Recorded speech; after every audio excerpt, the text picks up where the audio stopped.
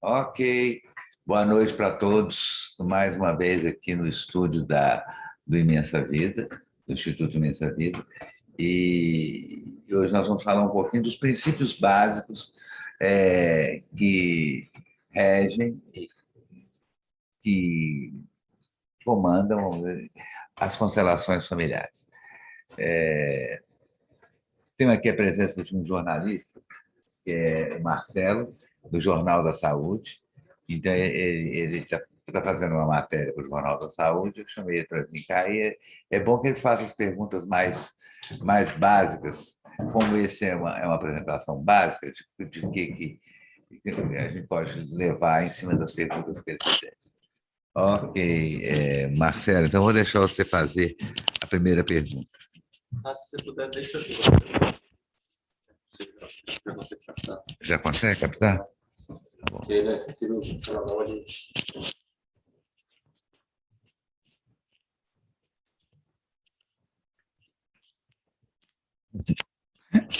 A blusa de lã não. Aqui em BH está fazendo um frio danado hoje. Então, nós estamos aí. Bom, boa noite, Regis. A constelação familiar, você é um mestre no assunto, né? Mas sabemos que as pessoas aí, o público em geral, precisa saber do mais assim, o simples, né? Então, a minha pergunta básica é bem isso: o que é constelação familiar? Né? De uma maneira assim que eu acho Exatamente. Então, o que é constelação familiar? Assim, mais ao pé da letra, constelação familiar é um método de, vamos dizer assim, terapêutico e de investigação do sistema familiar, de como as pessoas estão dentro de um determinado sistema. Pode ser familiar, pode ser um sistema organizacional, pode ser uma empresa. E esse método ele nos facilita de entender as dinâmicas ocultas que estão regendo, às vezes, aquele sistema. Tudo isso vem do conhecimento que veio se acumulando no século XX, a partir, inclusive, do desenvolvimento do que a gente chama de teoria sistêmica ou do paradigma sistêmico. Hoje é o paradigma que rege as ciências, é o paradigma sistêmico ou ecológico, né?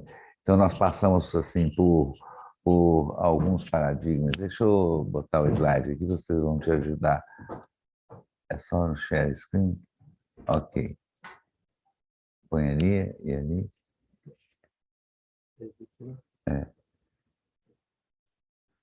Então, o paradigma sistêmico, ele vai nos garantir alguns aspectos da realidade que ainda não estavam formulados ou entendidos com os antigos paradigmas. O primeiro paradigma foi o paradigma newtoniano, ou proposto lá por Newton, Descartes e também o próprio Galileu, que é o paradigma mecanicista. Não está passando os slides. Ok, passou agora. O paradigma mecanicista, que era o pensamento que regia as observações dos fenômenos, feito ali a partir de 1600, por aí, e que ele ainda tem seus efeitos até hoje, quase grande parte ainda das ciências estão mergulhados dentro dessa observação dos fenômenos, mas do ponto de vista mecânico, como se a realidade nossa funcionasse de um ponto de vista mecânico.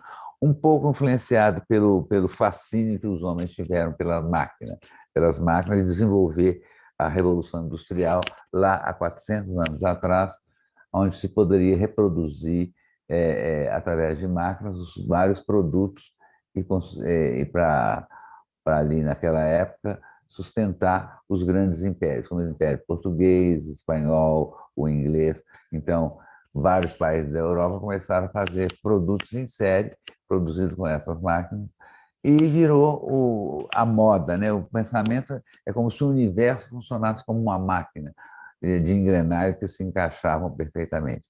Quando a gente conseguia descrever um fenômeno através de um pensamento mecanicista, Então, se considerava esse fenômeno científico, né? Como se a ciência estava baseada nesse princípio. Isso perdurou até o final do século XIX, quando houve a primeira balançada nesse pensamento, foi com o próprio Einstein, que veio mostrar que a relação entre matéria e energia. É que a energia é igual a matéria vezes a velocidade da luz ao quadrado. Então, essa relação que a energia vai mover a matéria, faz a matéria mover, e a matéria vai nutrir a energia. Então, uma relação desenvolvida por essa fórmula, que é igual a mc ao quadrado. Então, isso mudou a concepção de ver a realidade a partir dali. E até que ele conseguiu provar isso, ele provou a verdade da teoria da relatividade, e depois foi só o desenvolvimento disso. Foi quando Heisenberg, lá nos anos 20, começou também a verificar o comportamento das partículas subatômicas, que consistem nas parcelas mais, as partículas menores da matéria, são essas partículas que têm comportamentos muito, vamos dizer assim, diferentes do que se esperava. Eles não seguem uma lógica, então, principalmente o achado de Heisenberg e também a teoria que ele fez, a teoria da observação e da incerteza, né? Quando ele estava vendo uma subpartícula atômica comportando, horas essa subpartícula era uma partícula e horas ela era uma onda. Quando ele tentou filmar isso, quando ele ia filmar essa subpartícula, ela se transformava numa onda e ele não conseguia filmar ela. E quando era partícula, ainda conseguia fotografar ou filmar. Então, ele viu o tanto que o observador interfere no experimento e no fenômeno. Quando a partícula é observada por um observador humano, ela existe como partícula. Quando ela não é observada por um observador humano, por uma máquina de filmar, ela não aparece como partícula. Então, essa incerteza dessa realidade, né? Aquilo que nos compõe do menor tamanho, submolecular, vão ser físicos, partículas, ou podem não ser.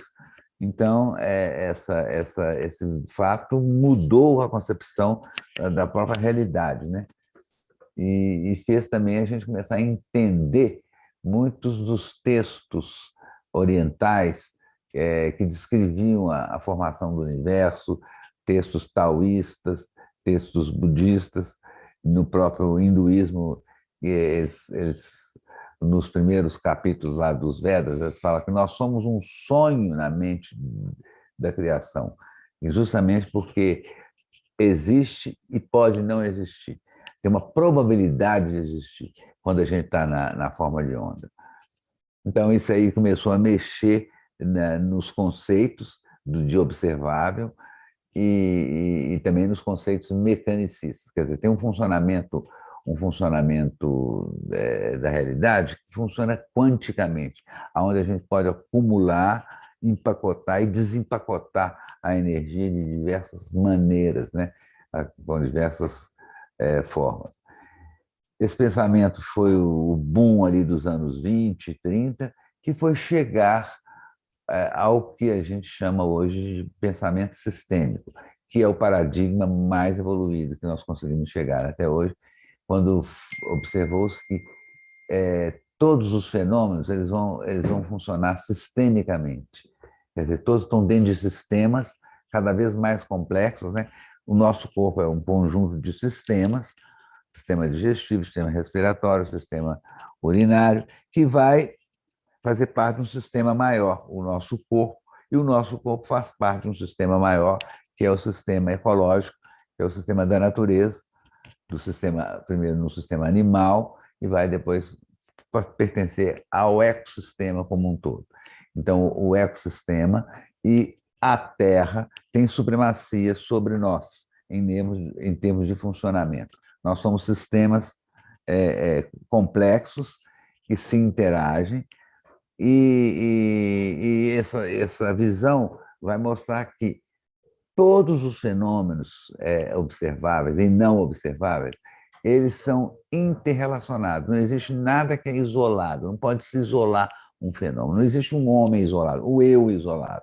Esse eu isolado é a ideia do nosso ego, na formatação do nosso ego, é como se eu existisse sem o sistema. Eu existo porque existia um pai e a mãe, e que esse pai e a mãe pertencem a famílias. Essas famílias todas estão em nós representadas pelo sistema genético e dentro da nossa psique existem bancos de memórias de tudo que se passou e de todas as coisas que estão ali dentro da evolução dos seres humanos. Então, nós estamos ligados a isso. E mais tarde, agora, foi estudado o que se chama de campos morfos. Existem campos de consciência que organizam a realidade aqui. Esses campos morfos está sendo estudado na física, principalmente por um biólogo, o Rupert Sheldrake, que veio desenvolver esse conceito, né?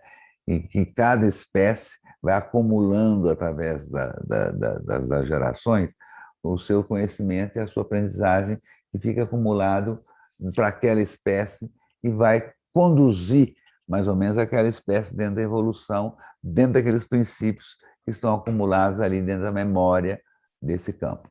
O campo é um campo de informação, e a informação ela tem um poder enorme, ela que vai informar de como a matéria vai evoluir ou vai se definir. Então, tem um campo de informação que determina a qualidade e o aspecto do mundo material. Isso não só para os seres humanos, mas para os animais, para os vegetais, para os minerais. Esse campo morfo, em cada um dos elementos da natureza, ele vai ter esse campo que vai dar forma, morfo de morfologia. A forma não é dada ao acaso, existe esse campo que são acúmulos dessas memórias e de informações que vão fazer com que o cristal seja cristal. Ele não é um granito.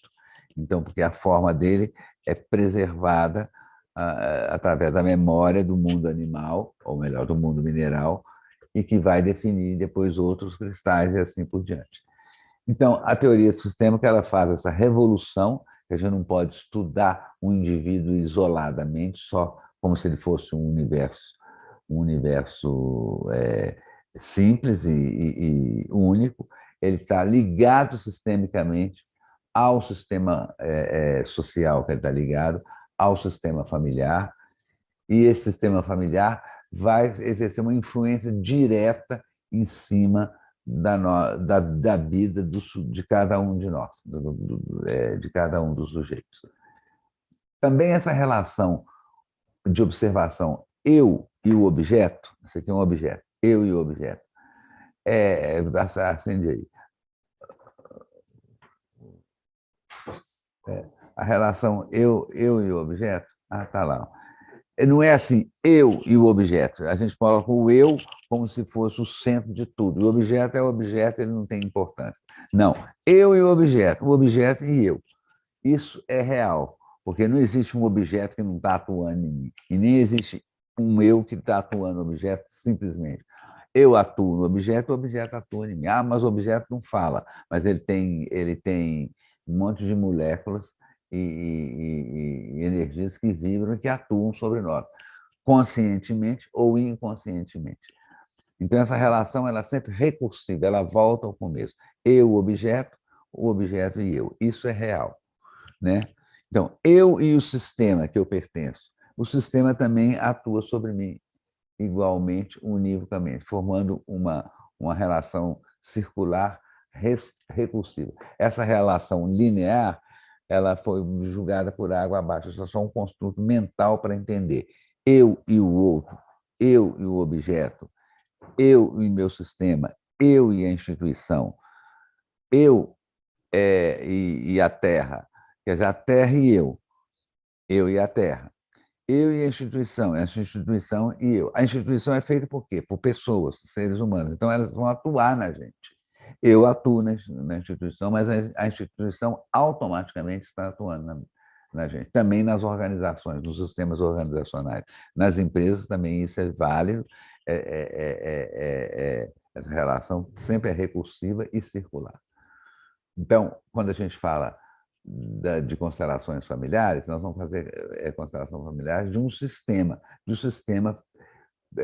daquele indivíduo que vai vir para tratar ou vai querer observar e entender o que se passa na vida dele e que, às vezes, não vem de distúrbios dele diretamente, mas vem do distúrbio do sistema, que, às vezes, ele está sendo como se fosse o representante daquele distúrbio, daquela relação desajustada. Qual o objetivo da constelação familiar?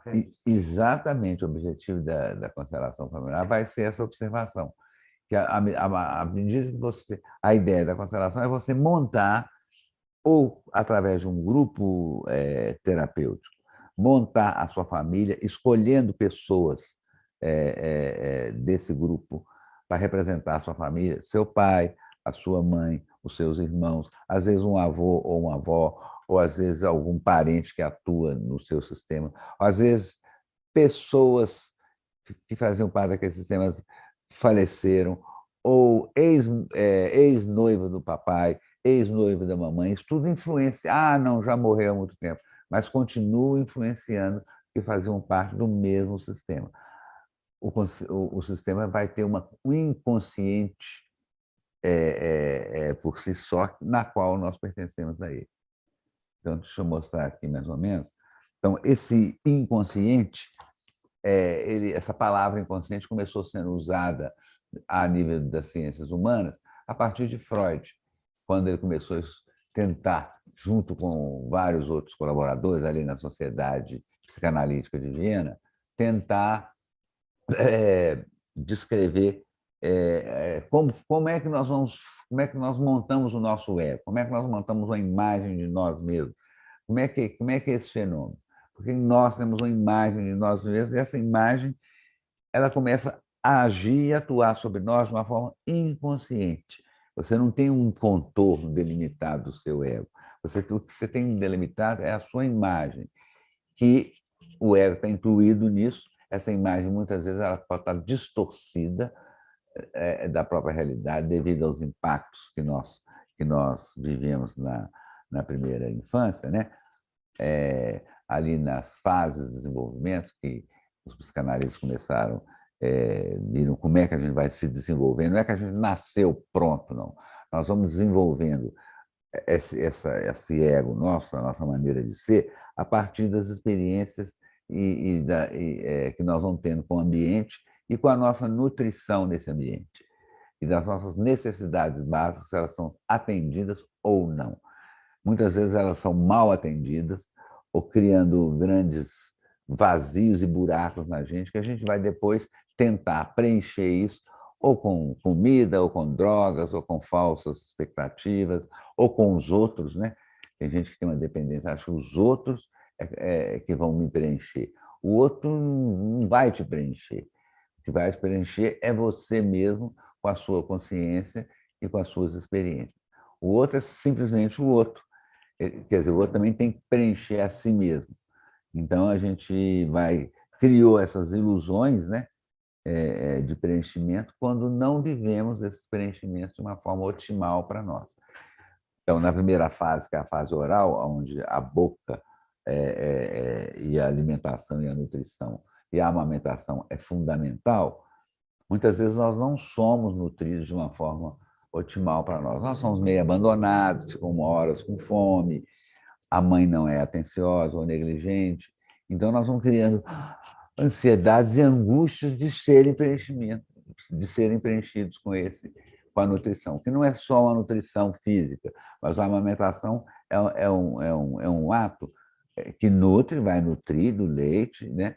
Mas também da atenção, do afeto, do olhar da mãe, que cria a calma, ele cria essa nutrição maior que envolve um afeto e uma atenção. Isso aí, do primeiro ano de vida, isso é fundamental. Sem a nutrição, nós vamos adoecer ou morrer, porque sem comer você é fundamental. Nós vamos ter vários problemas. Depois, no segundo ano de vida, o foco está na digestão, nesse preenchimento, na satisfação, no usufruir aquilo que nos foi dado e depois soltar, absorver aquilo que é importante para nós e depois liberar através das fezes, da urina, esses conteúdos. Tudo passa por aí, não tem jeito. Parece que a psicanálise ela só está preocupada com comer, beber, xixi, cocô. Não, porque essas coisas não são só a comida. Tem a comida afetiva e também a expectativa da mãe, ou às vezes o estresse da mãe, principalmente na época do treinamento dos esfíncteres, né? A mãe fica nervosa porque o filho toda hora defeca, então ela já quer querer controlar as horas que ele vai defecar ou não. A gente faz um controle, vai aprendendo aí no piniquinho, aprendendo as horas de colocar a fralda, as horas de fazer xixi. Aos poucos, os esfíncteres e o organismo vai se moldar para atender às exigências sociais de que nós vamos ter que... Ninguém vai poder fazer cocô no chão toda hora, entendeu? Mas, num determinado momento, a gente pode fazer nas fraldas, onde a gente quiser. Depois é que a gente vai socializando essas coisas. Os índios, por exemplo, não tem isso tanto assim, porque o modo de viver está sempre ligado com a natureza, então o índio tem vontade de fazer cocô, ele faz ali no chão mesmo, ou ele faz ali pertinho da casa, não tem essa necessidade tão grande de ter o banheiro, a separação disso aí. Então, é muito mais orgânico esse processo, depois ele vai se socializando de uma forma mais adequada. Também nós temos também um sistema de crenças de que as coisas do corpo são sujas, roupa do corpo são imorais, né? A sexualidade é imoral, a sexualidade é um pecado. Então, nosso corpo, até os 7, 8 anos de idade, ele é todo sexual, ele é todo sensual. Tudo produz prazer e você, às vezes, é reprimido de expressar os seus conteúdos de uma forma absurda, tendo que não posso mostrar minha sexualidade, não posso mostrar minha raiva, eu tenho que segurar minhas coisas. Então, a forma com que nós somos educados, ela está muito presa a sistemas de crenças moralistas e muito ligados com a ideia de pecado. Então, nós todos somos cheios até da ideia de que nós nascemos do pecado. Isso é uma aberração, uma distorção que vai, às vezes, trilhar a nossa vida toda e vamos criar uma grande dificuldade de sermos nós mesmos. Lógico, nós temos que aprender um pouco a controlar a nossa raiva, a nossa agressividade, mas não reprimi-la e não ser punidos por, às vezes, expressarmos a nossa raiva. Às vezes, criancinhas pequenas são punidas porque está expressando a raiva e a mãe não tem paciência, ou o pai tem paciência de dar um continente para isso, né? Então, isso vai formando essa imagem. E essa imagem que nós vamos tendo de nós mesmos, a maioria das vezes, ela está distorcida da realidade justamente por tudo isso que eu falei. Distorcida e, às vezes, adoecida, né? A nossa essência está querendo expressar uma coisa, mas nós não podemos expressar, temos que adaptar às crenças da minha família e às crenças sociais que nós estamos inseridos. Então, a própria educação ela é muito repressora, né? Alguns sistemas educacionais são mais orgânicos, como, por exemplo, a antroposofia, a educação montessoriana, né?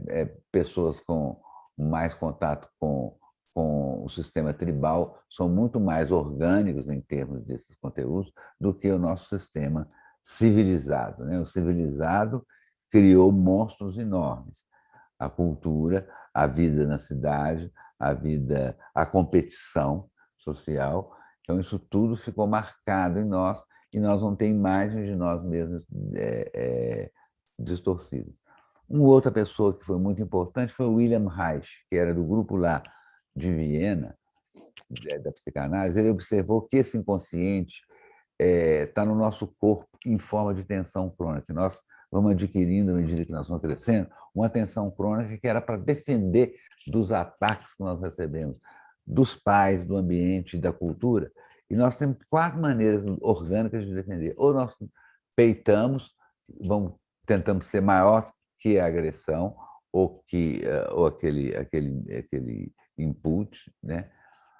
Ou nós ficamos densos, compactados, numa atitude meio de humilhação, aqui somos massacrados, somos achatados e não podemos nos impor, ou nós engordamos, inchamos, tentando sair do nosso próprio tamanho, como uma forma de protesto, ou nós colapsamos, ficamos colapsados, rendidos. Então, essa que vão ser as bases dos tipos caracteriais que foram definidos pela psicanálise e pela psicopatologia, que são o tipo esquizoide, que o direito negado foi de existir, o oral, o direito negado de ter necessidade, que ele tem necessidade, depois o direito negado de se impor no psicopático e no masoquista, vão aparecer essas 2 deflexões, ou o direito negado de amar sexualmente, mas não é genitalmente, amar sexualmente o genitor do sexo oposto,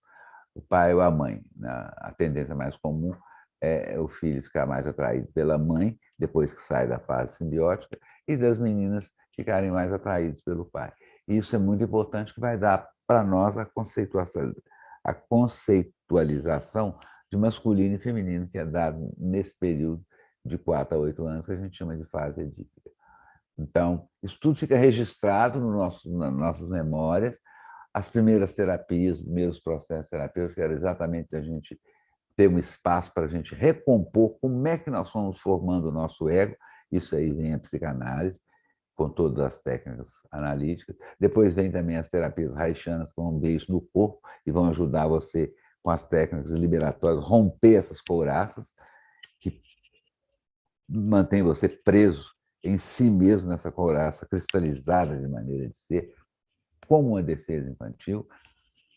E depois várias outras formas terapêuticas que ajudam a gente a sair desse padrão. Falei ou não falei alguma coisa? Falou, e você falando, me lembro também que aí na alimentação, né, aleitamento materno, a escolha do alimento, e depois da agressividade também, né? Lógico. Que a criança tem que fazer ali naquele instante, naquela hora, e isso já vai gerando as patologias. A agressividade, a punição exagerada, né? A desmoralização, a humilhação, tudo isso fica registrado no sujeito em forma de tensão crônica. Essas maneiras foram as mais clássicas de investigar esse inconsciente, que é chamado de inconsciente individual, aquele desde a sua concepção, o nascimento e os primeiros 8 anos de vida na formatação do ego. Agora, temos um outro tipo de inconsciente que é mais profundo, que é esse depósito de memória de tudo que aconteceu no nosso sistema, entre os nossos pais, os nossos avós, os nossos parentes, né? Que é o inconsciente coletivo familiar. Eles começaram a estudar isso mais profundamente a partir dos anos 60, lá na Califórnia, com Gregory Bateson, Eugênio Satir e outros que estudaram isso, também lá na Europa, na Itália, né? Vários outros grupos começaram a estudar a força desse inconsciente coletivo familiar e desenvolver terapias familiares sistêmicas, que vai tentar ver que imagem que você tinha desse sistema, que imagem você ficou desse sistema e que às vezes está interferindo na sua saúde, ou você vira também às vezes um bode expiatório do sistema, uma válvula de escape de todas as patologias, de todas as coisas que foram reprimidas naquele sistema, né? E quem vai culminar com isso, que já é a partir dos anos 70, 80, foi Bert Hellinger com seu método. Ele averigou, estudando os Zulus. Ele passou 20 anos lá com os Zulus na África e viu várias técnicas e vários ritos e processos que os Zulus usavam para manter uma homeostase entre uma geração e outra através desses ritos de honra aos antepassados. E ele achou muito interessante isso e viu que ele era padre, ele viu que no nosso sistema aqui, e mesmo na religião cristã, tinha muito pouco acesso à ancestralidade e a honrar realmente a nossa ancestralidade. E ele tentou transpor o que ele viu lá aqui para o mundo, nosso mundo ocidental, o mundo europeu, uma forma da gente investigar o nosso sistema e o que aconteceu com o nosso sistema através do método das constelações. A palavra constelação não tem muito a ver com constelação estrelar, não. Tem um pouquinho, porque o que é constelação? É quando você vê que tem uma estrela ligada com outra estrela, ligada com outra estrela. Essas estrelas formam uma figura que aí vai dar todas as constelações com os signos, né? A palavra constelação vem do alemão Ausstellen, Ausstellung, que significa como uma coisa tem ligação com outra, e essa outra tem ligação com outra. Ausstellung é isso, essa coligação entre elementos. Aqui em português a gente tem que falar uma frase para falar isso, mas em alemão, Ausstellen, Ausstellung, se entende que é esse conjunto de fenômenos que se interrelacionam de alguma forma. Então, daí, o nome do método ficou conhecido como método das constelações familiares. Porque, como eu estava explicando, as pessoas vão... Ele nasceu com um trabalho grupal, em terapias de grupo, onde a pessoa ia lá, geralmente com alguma queixa ou alguma questão, e ele, então, faz uma investigação sobre aquele sintoma ou aquela questão no sistema familiar do sujeito. Pedir o sujeito para se conectar consigo mesmo e ver no grupo pessoas que poderiam representar a família dele e colocar como é que ele via a relação entre os familiares. Então, o sujeito escolhia uma pessoa, colocava ali num lugar, depois escolhia, agora a mamãe está aqui, vai ficar aqui do lado do papai, ou atrás do papai, ou na frente do papai, do jeito que ele percebia. O meu irmão mais velho vai estar aqui, a minha irmã vai estar ali. Então, ele montando segundo a imagem que a pessoa tem interna desse sistema. Ao fazer isso, também o Hellings observou que as pessoas, quando ficavam naquele lugar que o cliente escolheu, naquele lugar que foi escolhido, ficava ali, começavam a sentir e perceber outras coisas que não eram delas especificamente. E, às vezes, falava, expressava como você se sente nesse lugar que o fulano te deu. Eu sinto raiva daquele homem ali, que era o papai, entendendo?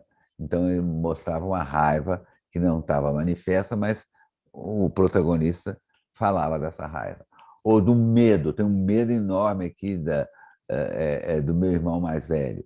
Ou às vezes o medo da vovó ou do vovô. Aí ia se revelando os conteúdos de dinâmicas que não eram ditas e não eram visíveis. E aí a gente podia fazer uma investigação através disso. Esse tipo de técnica, em psicologia, é chamada de técnica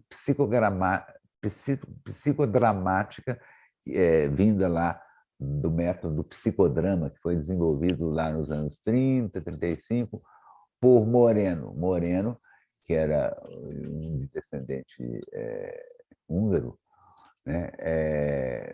E desenvolveu um método de terapia usando a dramatização para trabalhar os conteúdos das pessoas. Então, quando você faz uma montagem daquela cena.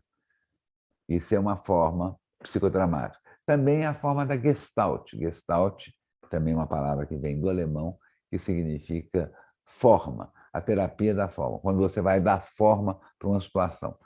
Eu tenho uma raiva enorme da mamãe. Então, a gente dava uma forma para isso, né? Você, uma cadeira, você põe, imagina que sua mãe está sentada ali, põe uma almofada lá, e você fica na frente da sua mãe, você diz, o que você falaria com ela? A senhora é uma bruxa, a senhora é isso, a senhora é aquilo outro, vai expressando ali para aquela almofada, cadeira, os conteúdos que não foram expressos lá na situação. E aí depois faz o indivíduo trocar de lugar.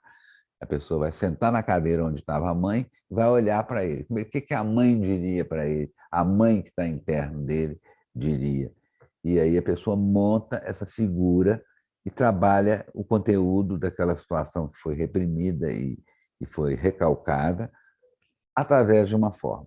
Então, dar uma forma para uma coisa, para um conflito ou para uma situação, é fazer uma gestalt, montar gestalticamente aquilo. Isso a gente usa muito em psicologia, nas técnicas de grupo e nas técnicas de terapias individuais para ajudar as pessoas a se entenderem e entender esse coletivo.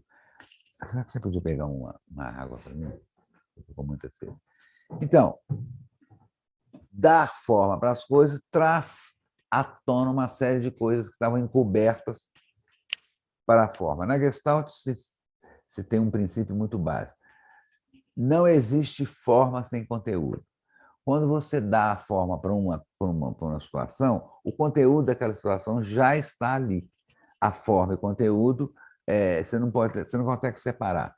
Por exemplo, você tem um cinzeiro, tem uma determinada forma. Você não pode separar cinzeiro da forma cinzeiro, que é um pratinho com lugares para você botar o cigarro.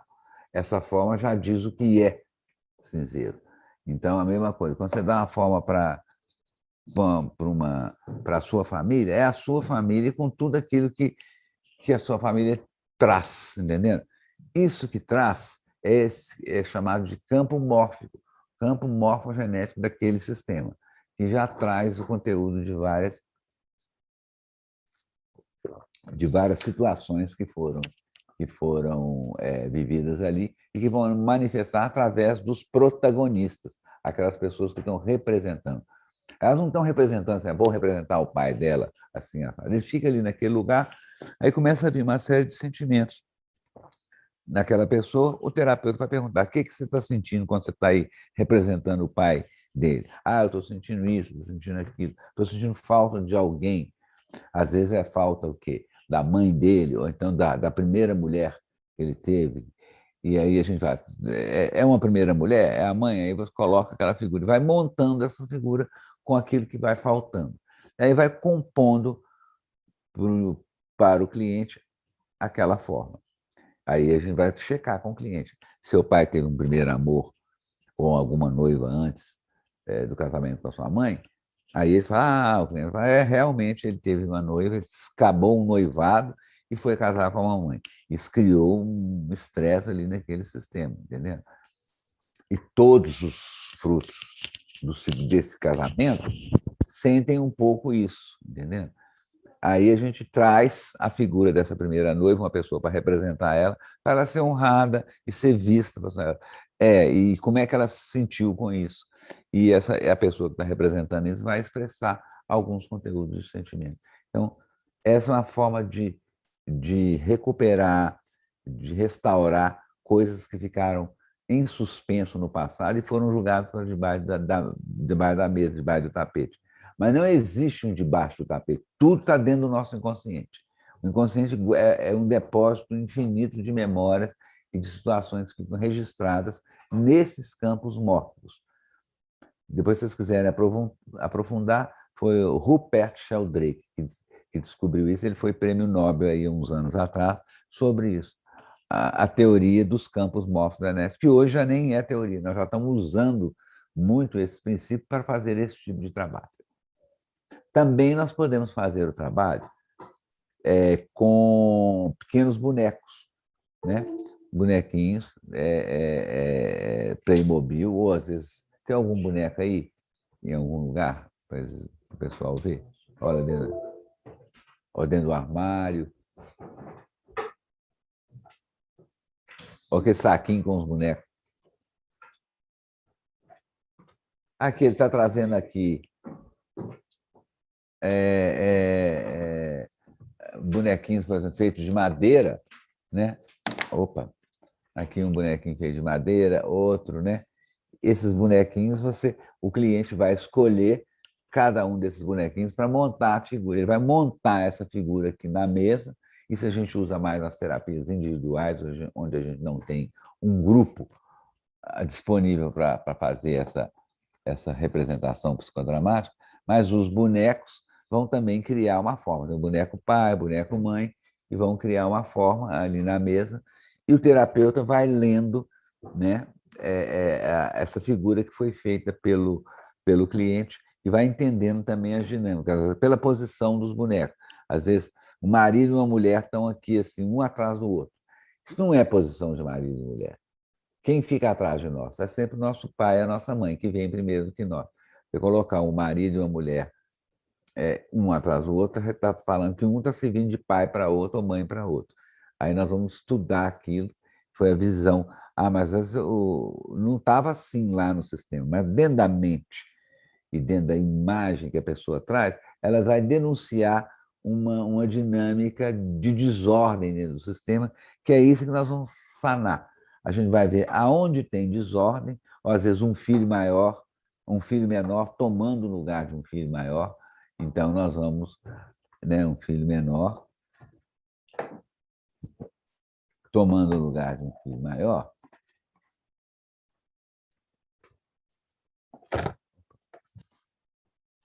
Aí você já está explicando como é feita a constelação familiar. Porque como nós vamos... Aqui está caindo, está difícil. Por exemplo, aqui seria uma mãe, um pai, né? Aqui tem um filho maior, tem uma outra filha, né? E ainda tem um filho menor. Às vezes está o filho menor no lugar do filho maior. Porque existe uma ordem natural, que nós vamos ver agora mesmo, eu vou falar dessas ordens, que não podem serem negligenciadas e nem rompidas. Quando um filho está fora do seu lugar, tomando o lugar de um filho maior, vai criar uma confusão no sistema que a gente não sabe nem por que está tendo aquela confusão. Principalmente sistemas de falência de realização, falência de trabalho mesmo, falência de dinheiro, quando o sistema produz esse tipo de tomando o lugar dos outros. Tá. Como é que está a pergunta aí? Você já entrou numa que eu ia entrar, né? Que era... Aqui você está falando em boneco, mas isso tudo é na relação do ser humano, né? Pode ser montado com convidados, protagonistas, familiares, protagonistas. Com os próprios familiares, a gente não faz muita constelação assim, a constelação de família dentro da própria família. Em alguns casos só, quando tem situação de doença mental, alguma coisa assim. É melhor colocar pessoas para representar, fica mais incrível, porque quando uma pessoa que nem conhece aquela família está representando aquele lugar, ela vai revelar o que não é dito, porque a família vai querer falar sempre o que viu ali, no aparente. As cartas ficam marcadas na nossa família. Tanto é que um dos maiores problemas que a gente tem a gente fazer uma mudança em alguém. Você tem já um si mesmo montado dentro da família. Se você sempre foi sério, esquisito, fechado, você começar a soltar, desbundar, lá todo mundo vai falar, ih, fulano está ficando maluco, está desbundando, porque ele sempre foi certinho. Então, você vai querer mudar um pouco o si mesmo, a família não deixa. Ou mudar a visão, porque a gente acaba ficando um pouco meio de acordo com aquilo que foi mais ou menos determinado ali. Então, é melhor não fazer... às vezes vai a mãe e a filha, tudo bem, o pai e um filho, a gente pode fazer. Mas com a família toda é meio complicado. Já fiz algumas vezes, mas é mais complicado justamente por causa disso. Ninguém quer sair do lugar que já estava lá. Fica preso naquele lugar e vai ser complicado mostrar isso para mostrar o novo, né? As novas dinâmicas. Regis, eu vou repetir uma pergunta, porque você respondeu no teórico. Qual o objetivo da constelação familiar no prático? No prático, restaurar... Quer dizer, as pessoas vão chegar para fazer a constelação com as demandas mais... por exemplo, chegam muitas pessoas com problemas emocionais.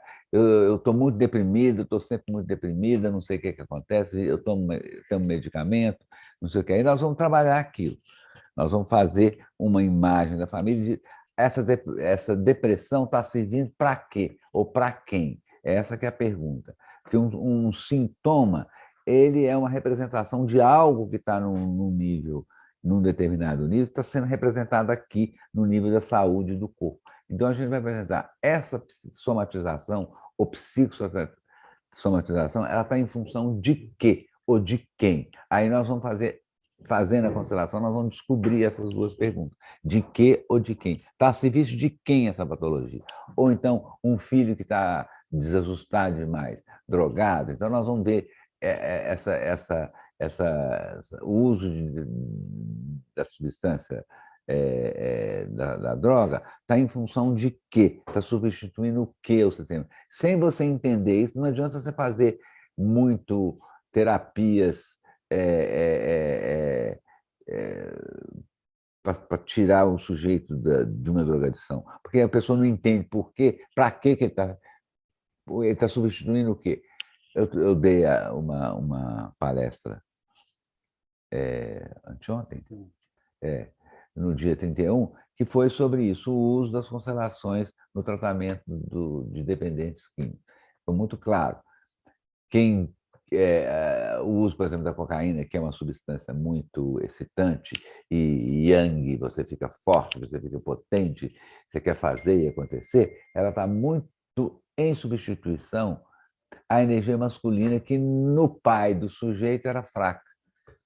E ele não conseguiu introjetar. Como você está montando essa imagem de si mesmo, você pega muita coisa do seu pai, da sua mãe, dos comportamentos dele e instala em você, porque ser homem tem que ser mais ou menos igual ao papai. Então, às vezes, você nem questionou aquilo, você pegou aquilo como uma verdade para você.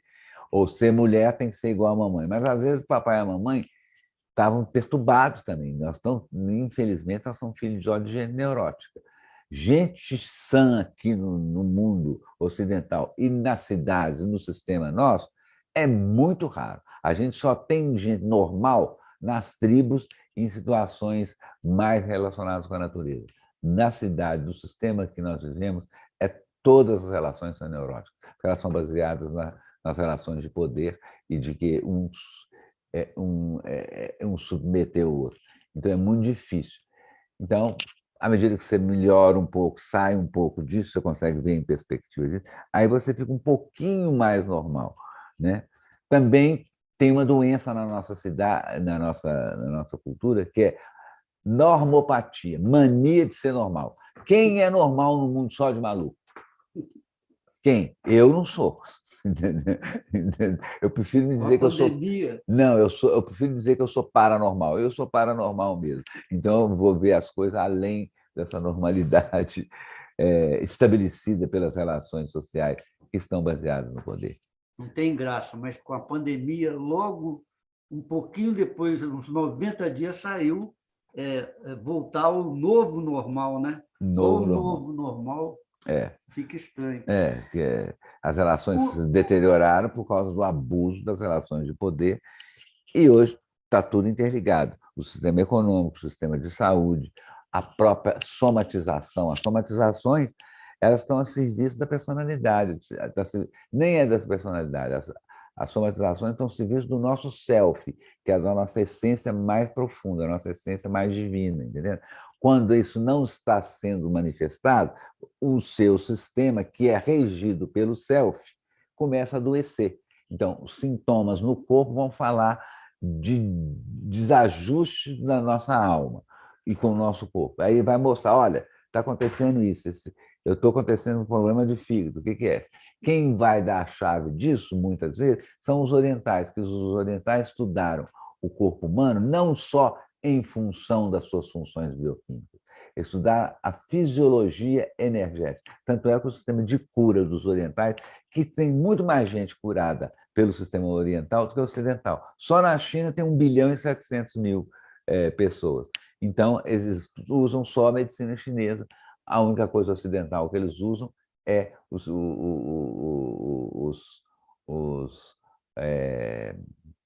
antibióticos. Não, o antibiótico que eles usam daqui. Mas o resto é tudo em função dos princípios lá do taoísmo e da medicina chinesa, que vão mostrar que a energia move a matéria. O que move o nosso corpo? As energias do nosso corpo. Cada um dos órgãos vão vibrar um tipo de energia. Não está tudo vibrando a mesma coisa, não.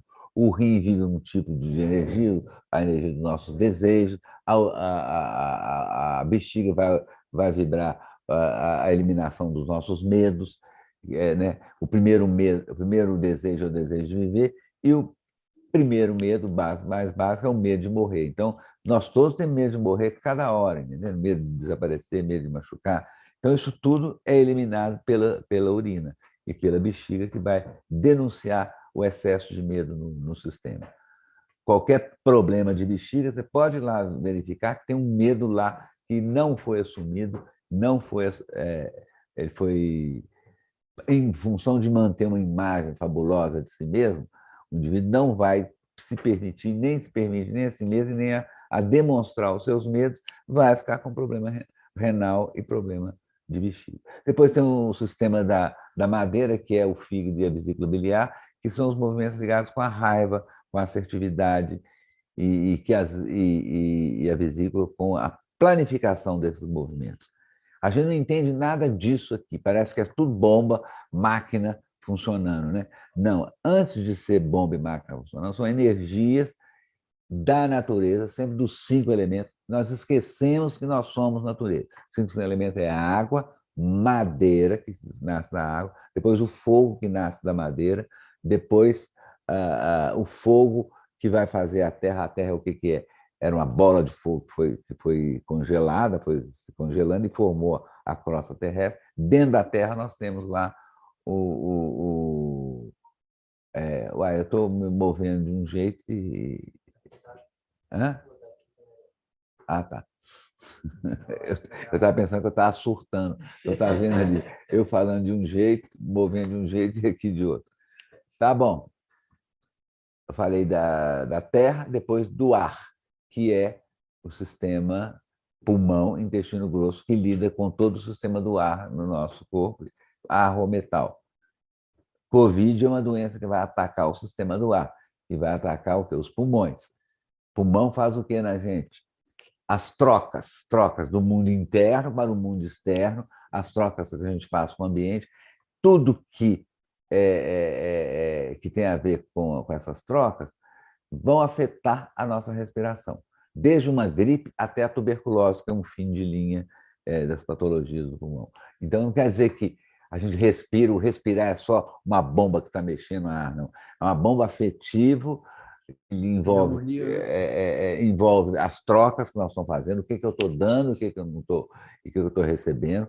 A gente adoece do pulmão quando essas trocas não são otimais. Eu estou dando demais, estou recebendo pouco do outro. Aí eu vou ficando triste. Eu amo ela demais, ela me ama pouco.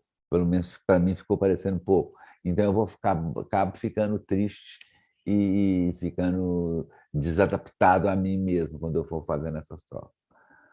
É isso, mais um pouquinho. O tempo de se fazer isso, a sessão, e se precisa de mais sessões, como que é isso? Dentro desse tratamento, tem o objetivo, que a gente é muito prático, aí de querer cura, vai ter uma cura, vai ter um alívio, ninguém vai as couraças que você sempre fala, né? Como que é esse ninguém processo? vai fazer um tratamento a troco de nada, né? Eu quero melhorar, eu quero sair disso aí, ou pelo menos eu quero entendendo o que está se passando comigo. Então, falar que você vai fazer constelação a troco de nada, não. Você vai quando você tem uma questão para ser trabalhada. Pode ser uma questão, um sintoma, pode ser um desajuste emocional, pode ser tragédias que estão repetindo na sua família, situações que parecem que se repetem, apareceu no avô, apareceu na tia, apareceu no você, apareceu no seu filho. Às vezes você quer entender o que é isso, que linha era essa aí, que linha de manifestação é essa, está ligada com o quê? Aí nós vamos, através da investigação do sistema, entender o que se passou. Isso dá um alívio e a gente vai poder recuperar, restaurar algumas dinâmicas que foram perdidas lá. Não pensem vocês que foi vivido pelos nossos ancestrais, não foram nenhum bons, a não ser foram bonzinhos, mesmo os índios lá. mas muitos daqui, pelo menos que vieram para Minas Gerais, mataram, fizeram o que quiseram, escravizaram as pessoas, maltrataram elas, roubaram. Tudo isso fica registrado. Não, meus pais, meus avós, não contam das confusões que esses mineiros aprontaram aqui. Mas aconteceram, em nome de ficar rico e ter ouro, fizeram de tudo enquanto é confusão. Mataram, assassinaram, roubaram, pegaram.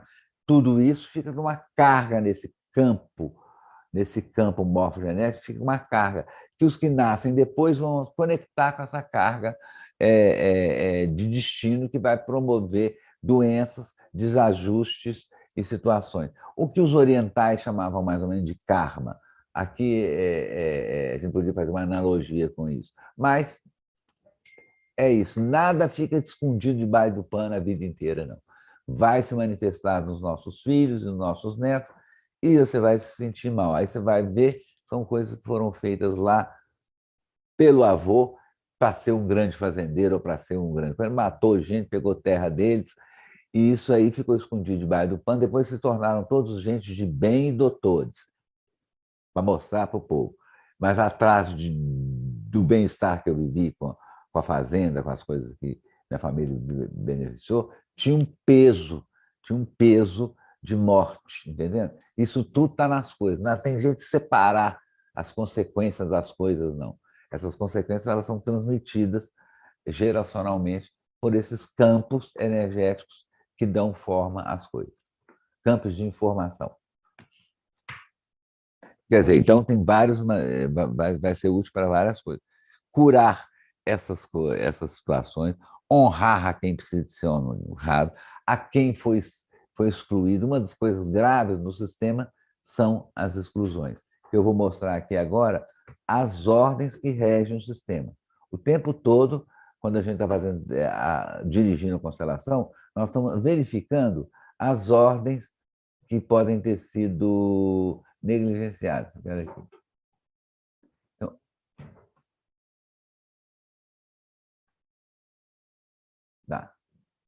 tá bom. Essas ordens que regem o inconsciente coletivo familiar. A primeira ordem é chamada de ordem da pertinência. Isso aí não foi só o Bert Helling que ele sintetizou isso, mas foram vários cientistas de vários países, da Hungria, da França, americanos, foram contribuindo no estudo. Teve até o Ivan Bosny, eu não sei nem falar o nome dele, Ivan Borgonozil Bosny. Ele observou várias dessas ordens, fez estudos sobre isso e tem alguma coisa publicada. Em português ainda não tem, mas na obra do Helling está presente todo o trabalho do Ivan Bosny. Então, a primeira ordem é chamada de ordem da pertinência. Todos da família têm o direito de pertencer. Todos. Bonito, feio, maluco, doido, viado, puta, sem vergonha, cretino. Assassino. A única exceção é dos assassinos. Ladrão não, também. Ladrão pode ter. Os assassinos, quando você a pessoa que assassinou e assassinou pessoas, o único lugar que esses seres vão ter paz é quando estiverem juntos das suas vítimas, ou melhor, na horizontal, entendendo? Então, os assassinos é o único que não tem muita força aqui nessa ordem. Tá? Então, pessoas que foram excluídas do sistema, ou porque cometeram um delito, ou enlouqueceram, foram parar no hospital psiquiátrico, foram tirados do sistema, ou cometeu alguma coisa moralmente que não foi aceita pelo aquele sistema, elas são expulsas. Né? Eu tive uma tia que foi deserdada lá na época do Barão de Cocais, e que foi expulso do sistema e foi mandado embora junto com o cara, com o peão lá que ela estava namorando. E na minha família apareceu muitas reações, seres que estavam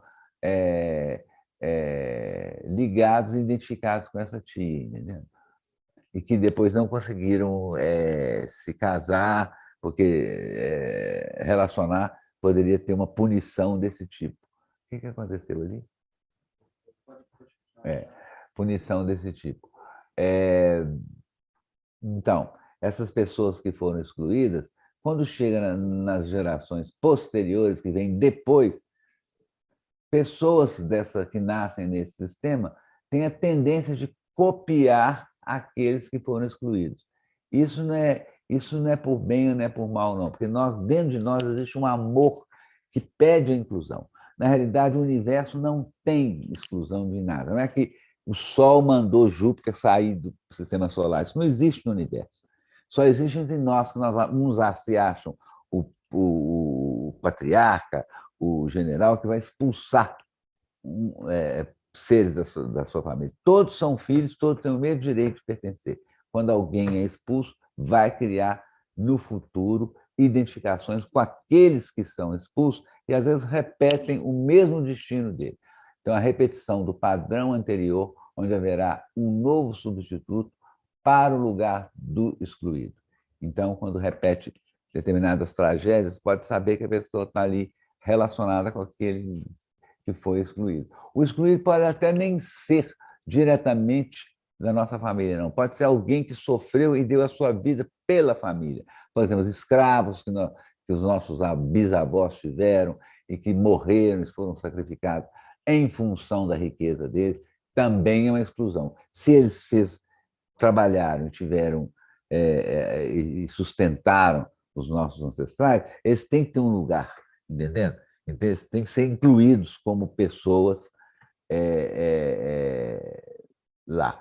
Eu até vou contar uma história que aconteceu. Logo quando o Helen chegou aqui, há 20 anos atrás, nós fizemos uma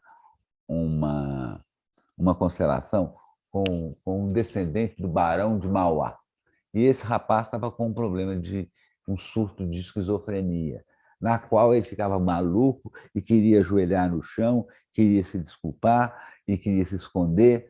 E aí fizemos a constelação dele, quando ele estava melhor, e o que aconteceu é o seguinte: ele estava ligado ao Barão de Mauá, que foi o cara que fez a primeira estação de linha férrea no Brasil. E para fazer essas estações, ele trouxe um tanto de escravo lá da África para furar os túneis, e muitas vezes nessa furação de túnel arrebentava, explodia dinamite, morria assim, um tanto de escravos nessas coisas. Aconteceu a mesma coisa parecida com a família Kennedy, por isso que tinha que ter tanto de gente morrendo direto, que eram os ancestrais. Ele também mexeu com a mesma coisa: dinamite, estrada de ferro e escravo. Aconteceu isso, e depois esse menino aparece com essa doença mental que ninguém entendia o que era. Depois que foi feito o trabalho, foram colocados lá pessoas para representar esses escravos, eles foram vistos, e depois foram feita uma homenagem para eles lá nos lugares onde foi feita essa homenagem para todos aqueles que morreram para fazer essa estrada de ferro. Isso foi colocado à luz e clareado, o menino foi sarando, foi parando de ter os surtos psicóticos. Então, é assim. Muitas vezes não são os nossos próprios ancestrais, pessoas que deram a vida e seu suor e energia para que os outros usufruíssem disso. Então, tem isso aí. Outra ordem é a ordem da inocência e da culpa. Esse amor, chama do amor inocente. Nós, enquanto crianças, recebemos tudo: casa, comida, roupa, etc. e tal, colégio. E o que a gente dá em troco é a nossa capacidade como criança, como se fosse um ímã que puxa, atrai e mantém o sistema unido. Né? Uma criança que nasce, ela cria um ímã no sistema para manter o sistema unido. E essa tendência aparece nas crianças, elas carregam muitas vezes desequilíbrios entre os pais, a relação deles, às vezes transforma aquilo em doença ou um distúrbio, a ponto de Rudolf Steiner, da antropologia, falava que quase todas as doenças de crianças na primeira infância não são doenças da criança, são doenças do sistema, que elas estão depurando as diferenças entre pai e mãe e a criança adoece e forma uma patologia. Então, às vezes, nós ficamos com isso até depois de velho. Você ainda está querendo salvar seu pai e sua mãe, você está querendo salvar aqueles lá da sua família. A criança não pode salvar ninguém, ela é dependente, mas ela cria essa fantasia de salvar e de sacrificar. Isso tudo é clareado, muitas vezes, no processo da constelação, através dos protagonistas ou da figura que é feita, e é sanado através da devolução. A gente faz fala de devolução. Ó, papai e mamãe, eu não posso segurar a sua doença, eu não posso segurar o que está acontecendo com você. Eu deixo com você o seu destino. Então, a criança se descola da mãe ou do pai ou dos dois e deixa com eles os destinos. Para mim, é o ser mesmo. Então, entrega de novo aquele destino que ela estava carregando nas costas. Isso tem uma função muito boa no psiquismo quando você vai dando, devolvendo para de onde veio aquilo que você colocou para dentro de você como se fosse seu. Quando você se sente em culpa, né? A maioria das vezes nós sentimos várias culpas, que são culpas atávicas. Essas culpas não são nossas, são culpas de eu não ter conseguido salvar o sistema, ou culpas que o pai ou a mãe sentiram de alguma coisa lá, que as crianças absorveram e tentam viver isso no corpo delas. Então, essa é outra ordem. Tem essa outra ordem também do dar e receber. É função dos pais dar, é função dos filhos receber e tomar para si. Os pais, se você quiser ter filhos, você vai saber que você vai dar a vida inteira mais 6 meses. Né? Mesmo depois de velho, ainda você continua dando coisas para os seus filhos, porque é uma função natural. Muitas vezes isso foi subvertido. Na roça, por exemplo, muitos pais fizeram um monte de filhos para encher a casa de gente, para ter gente para trabalhar na roça, na horta, e ajudar a manter, roubando das crianças e dos adolescentes o direito de ser criança e adolescente sem ter que ser parte integrante da produção daquele lugar. Lógico, a situação de pobreza ou de pouca condição, muitas vezes crianças e adolescentes vão ter que trabalhar mais cedo para aquele sistema sobreviver. Mas muitas vezes pais já faziam filho com essa intenção. Vou botar meus filhos tudo para trabalhar aqui na fazenda. E aí isso distorce, vai criar problemas complexos mais tarde. Entendeu? A história da riqueza do homem, né? Exatamente. Outra ordem que é muito importante aqui, ó, é a ordem do tempo, isso que eu estava falando no começo. O tempo traz ordem natural ao sistema. Quem chega primeiro tem prioridade no sistema. Quem chega primeiro é o pai e a mãe, que estão abrindo o sistema. Depois, a segunda coisa mais importante é a relação do pai com a mãe. Que essa relação ela tem que ser preservada, eles lá que se viram e vão, não pode ser intrometida, não. Depois, a chegada dos filhos. O filho mais velho, depois vem o segundo filho, o terceiro filho, o quarto filho. Na ordem de chegada, eles têm prioridade dentro do sistema. Quando isso não é respeitado, por exemplo, quando um filho menor quer tomar um lugar de um filho maior, ou quando um filho quer se meter no meio da relação do pai e da mãe, só pode se meter o seguinte: se o pai está com um machado ou uma faca querendo matar a mãe, vai lá, tira a faca ou o machado da mão. As brigas dele lá, você não tem jeito de se resolver, não, porque são brigas deles lá, faz parte do pacto dos pais. Você só pode defender e não pode tomar partido. Papai é um monstro, mamãe é pura e santa. Nem sempre é assim, às vezes é o contrário. Entendendo? A gente tem que olhar por vários ângulos numa situação dessa. Ou um filho que quer tomar o lugar dos pais. Opa, peraí. Não. Tá. Ou o filho quer tomar o lugar de um pai. O pai é alcoólatra, o filho mais velho quer achar que vai mandar na casa. Vai só dar confusão. Entendendo? Esse tipo de tomada de lugar. Quando isso acontece, vai criar emaranhados. Oh, meu Deus, aqui é melhor. emaranhamento no sistema, produzindo surto psicótico, suicídio e falências. Falências de realização, falência de dinheiro, falência de todos os aspectos. Também tem aqui a ordem entre famílias, né? A primeira família, ela tem uma prioridade, os filhos têm uma prioridade, mas quando a gente sai de uma primeira família, a gente tem que focar na nova família e não vai poder deixar que os de cá se intrometam aqui nessa nova família.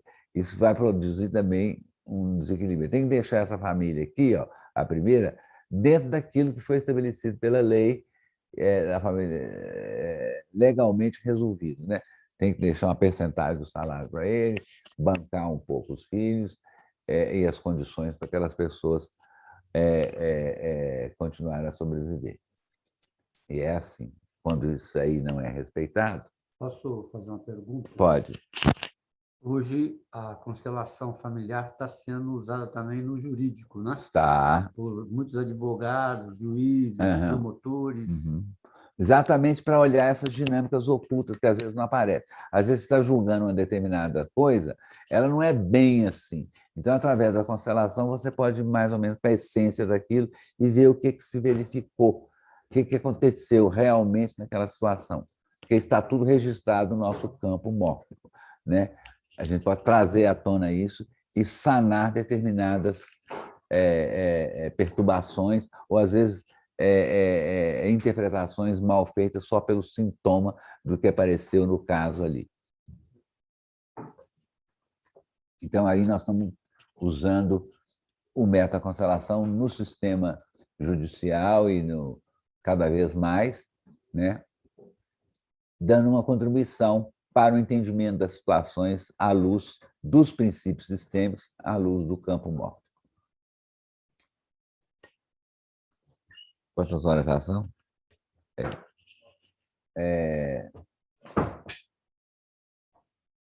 Tá bom. Cabe uma última pergunta? Cabe uma última pergunta. Tenho lido muito na pandemia sobre os problemas emocionais, problemas mentais até já agravados pela pandemia em si, né, que deu quando muita informação, até terror, né, o pessoal com medo.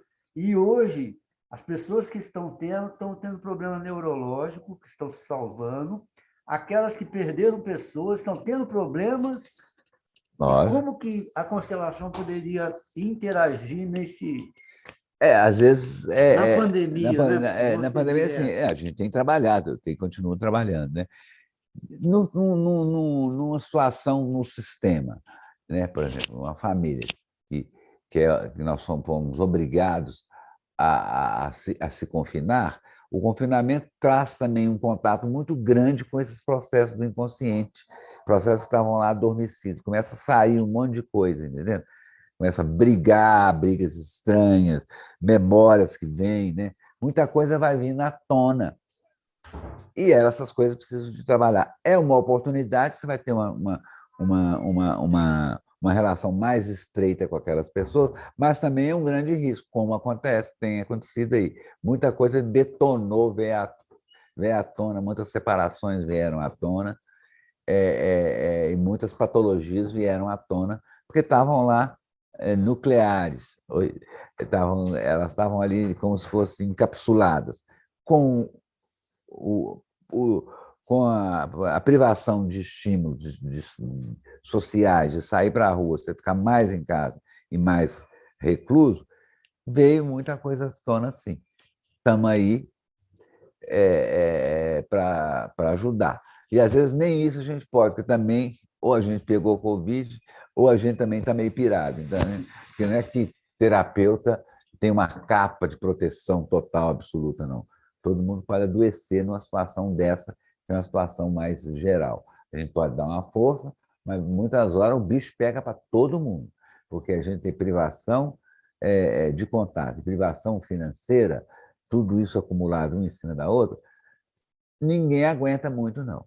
Nós já estamos quase 2 anos com essa brincadeira, então aparecem esses conteúdos todos. E a constelação é um método que pode ajudar muito, para ver o que é isso que é isso que está passando? O que é isso que está vindo do inconsciente para vir à tona?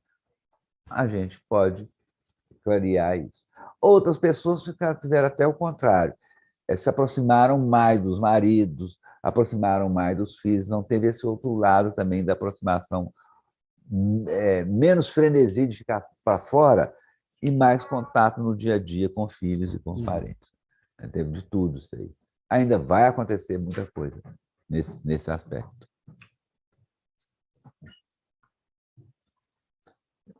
Já são... A gente vai deixar para eles fazerem alguma pergunta? Não tem ninguém. Só no YouTube está só você. Se vocês quiserem fazer alguma pergunta no comentário do YouTube, fica à vontade de fazer no YouTube. Ah, tá. Tem alguma pergunta aí? Tá. Então, esse é um filme feito Zoom, YouTube, então as pessoas que estão vendo agora não têm acesso a um diálogo, não. Então, é a aula para falar desses princípios. Então, vocês podem ver isso um pouco, esses princípios mais especificamente no livro As Ordens do Amor, né, que é essas ordens mais especificamente descritas por Bert Helling. Lá foi o primeiro livro que ele escreveu assim, foi até organizado pelo Gunther Weber. Gunther Weber era professor de psiquiatria na Universidade de Heidelberg e também de psicologia sistêmica lá. Ele esteve no Brasil várias vezes e ajudou a montar todo o processo. Ele, o Jacob Sieglin Schneider, que eram pessoas lá de Munique, psicopedagogos, ajudaram a compor esse conhecimento de uma forma mais didática e para depois ser transmitido e para também ser aprendido por profissionais que queiram treinar e aprofundar nisso. São 10 workshops básicos a formação, né? Ela não é só uma formação para aprender a constelação. Muitas pessoas fizeram a formação para fazer um processo terapêutico consigo mesmo, porque é um programa muito interessante, tem vários tipos de temas e que ajudam a ter um entendimento maior de si mesmo através da metodologia ali. Também o fato de você ter feito o curso não quer dizer que você vai sair constelando, não. Você vai ter que treinar muito, com muitas pessoas, né? Com muitos grupos, até que você tenha um domínio, ver muito material desses professores, desses mestres, né? Tem vídeos, tem filmes. Nós fizemos aqui no Brasil 2 vezes já a pós-graduação, que foi organizada por uma colega nossa, a Miriam Braga, lá de Brasília. E essa pós-graduação teve professores de vários lugares do mundo, principalmente os professores que eram colaboradores lá do Bert Helling nos anos, quando começou esse processo lá na Alemanha. Então, eles estavam mais na frente e foram passando para nós aqui esses conhecimentos nessas formações. E foi a primeira foi sponsorizada pela Escola Superior de Ciências da Saúde e o outro pela Unileia, a Escola Leia de cursos, formação de cursos superiores, né? A escola tinha sede lá em Brasília. Eu pude participar, foi muito legal, uma oportunidade muito legal e um conhecimento muito organizado. Tá bom. Você também vai muito para Itália, Alemanha, Hoje... França. Hoje, não, eu como eu comecei esse processo já bem no começo, né? Não, eu vou lá para dar cursos, dar aulas, formações e trabalhar lá, atender pessoas. Assim, veio para cá para o Brasil, nós aprofundamos muito nisso e agora a gente vai para lá. É um rebote, né? Então, a formação da Itália a gente fez, tem formação nos Estados Unidos, lá em Miami, em Boston, tem formações na Colômbia, na Argentina. Então, essas formações elas foram se expandindo e ela não é específica para psicólogos, são pessoas que mexem com terapias em geral, né? Mas exige um curso superior para dar qualidade de conhecimento, né, maior. Então, pode ser feito por advogados, podem ser feito por administrador de empresa, para trabalhar em empresa com a metodologia das constelações organizacionais e também na parte educacional, que é as constelações educacionais ou pedagógicas, né? Marianne Frank, que é uma representante desse conhecimento, ela ainda está viva, a gente fez vários seminários com elas aqui no Brasil, na pós-graduação e nas formações. Então, vai ajudar a usar esses princípios na escola, no tratamento dos alunos, pai dos alunos, na própria staff da escola. Então, o pensamento sistêmico está infiltrando cada vez mais em quase tudo que a gente está fazendo, na ecologia, né, que é a manifestação básica desse pensamento. E a ecologia se tornou hoje a ciência meio de base. Tudo que não respeita os princípios ecológicos não é muito aceito. Apesar do capitalismo das multinacionais terem cada vez mais dominado o planeta, mas não adianta, existe uma coisa maior que se a gente não respeitar as regras ecológicas e os campos mórficos que compõem a vida no planeta, nós vamos ser destruídos, não tem jeito. Então, o pensamento sistêmico ele abrange tudo isso aí. Ok, um abração para vocês e eu vejo vocês, quem for fazer a formação, vai encontrar comigo outras vezes, na qual alguns seminários, alguns módulos, eu faço a condução, principalmente no que diz respeito a essa parte da bioenergética, princípios da psicossomática, que é um pouco a minha especialização, na preparação dos profissionais. É logicamente que, como é um trabalho das ciências humanas, as ciências humanas você tem que passar pelos métodos. Antes de você sair fazendo constelação com os outros, você tem que passar por várias terapias e várias constelações para você ver isso em você. Depois é que você vai se aventurar em trabalhar com o sistema, depois também de saber um pouco o arcabouço teórico disso tudo e experiencial. Um abração, Instituto Imensa Vida, ela oferece para todos vocês essas formações agora de uma forma um pouco diferente, né? Alguma das matérias, algum dos seminários, nós temos conseguido fazer eles online.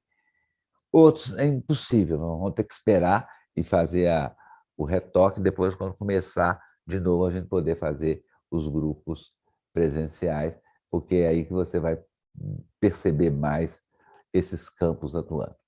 Ok, um abração para todos.